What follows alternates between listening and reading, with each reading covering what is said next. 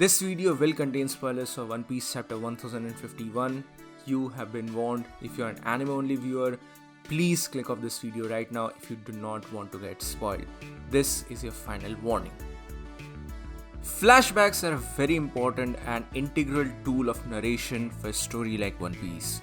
Some of the best character-driven plot points and plot elements have been introduced via the point of view of a flashback, and it is kind of important in itself because for a story like One Piece with so many characters, it is not always possible to have a linear flow of progression in the story and depict each and every single character with their true nuances.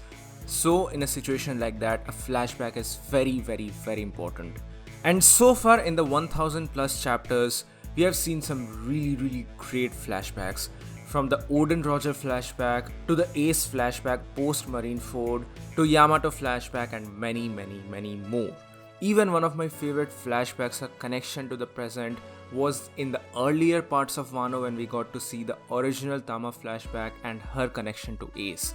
That really fleshed out her character a lot, and it was the integral starting point, or rather the anchor point, for a series like One Piece heading into Wano. Because yes, technically Luffy cared a lot about Momo and the others, definitely he has been traveling with them up until this particular moment. But for a character like Luffy, he always needs an anchor point to any place which he basically visits. For Dressrosa, it was Rebecca. For Alabasta, it was Vivi, and so on and so forth. He always has that one particular anchor point, so to speak, for a particular place, and via which he establishes a personal connection to the XYZ place, and then things just get too personal for Luffy and he has to deliver the final blow. Similar was the case with Wano, and of course it had to involve food in some way or the other. But here this time around, it was no joke because food was actually scarce in Wano, and Tama literally sacrificed her own food for Luffy when she herself was not able to eat a lot because of the tragedies of Wano. And slowly but steadily we get to learn more about her character, her relation to Ace, and this was beautifully portrayed. I know later on in the anime it was kind of made like a joke with the entire Tama flashback coming every now and then, but her character's visualization is actually very important. And with that, I come to One Piece chapter 1051 because I feel like this is one of, if not the best flashbacks of all time. I know it has a lot of contenders to fight for. It's not even as if an entire chapter has been dedicated to this particular flashback. It's just a couple of panels, and at the end of the chapter we get probably one of the best reveals in Wano. But still, I feel like this holds up to be one of the best flashbacks we have ever seen in Wano because it's just doing so much, and this is actually so important as well. Also, Oda is utilizing the classic techniques of show don't tell, because here we finally get to see the true story of Tama before she meets Luffy, and how the rule of Kaido and Orochi literally destroyed Wano and the hopes of people like Tama. This is in hindsight very important for the final reveal of this chapter, that is Momo's adult form and him declaring the sovereignty of Wano.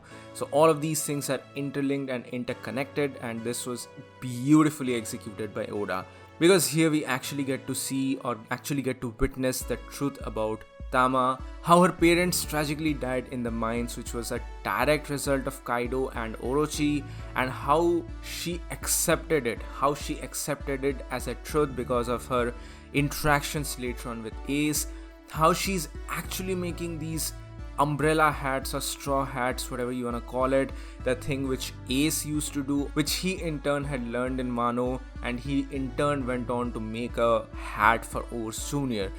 Oda is not referencing Ace here, but just that subtle, hat thing being mentioned there, we know that this is a connection to Ace. It's a show don't tell connection. And at the same time, how she's accepting the fate of people, and how Hitetsu comes into the picture and gives her the courage to move on, the courage to have hope, the courage to hold on for just a little more, because he knows that the prophecy of Toki is going to come true someday. He tells her to wait for that fateful day, and Tama is like, yes, I will definitely hold on till that day. This was absolutely well done, and all of this in the midst of her powers reveal and how her power lasts for 1 month, and what it means for the animals or people who have taken her Kibidango, how some people leave but some people stay because they chose this particular lifestyle. It was all integrated very, very well. And to top it all off, her interaction to Nami and how she just breaks down in front of Nami, it takes me back to the days of Harlong Park, because Nami actually went through all of these things. Nami literally went through all of these things. So if anything, she's the perfect person to understand the value of her situation, what she has been through and what she's expecting or experiencing right now with the flood of liberation, and how her home country is finally getting the truth that it deserves, or the treatment that it deserves. What Luffy has done, what Momo have done, what all the people have basically done to save her country, to save her life. And this concludes a cohesive narration of the character of Tama. Something that I can't say yet for a character like Kaido, especially because his previous flashback was very lacklustrous and it absolutely holds no candle whatsoever to the flashback of Big Mom. But at the same time, I believe that this is yet another situation like Arlong Park, or rather like Arlong, where eventually down the road we are going to get more reveals and more true explanation for these characters and the character ideals and motivations. This should not be the ending for Kaido's true flashback. I'm pretty sure down the road we will get to know more about his true ideals and how his connection to rocks made him what he is today and what it means for the Joy Boy. But pretty much that's it for today, guys. Thank you so much for watching. Please give this video a thumbs up if you like it, share it with your friends, and subscribe to the channel for more. This is WhyZ. See you all in the next one.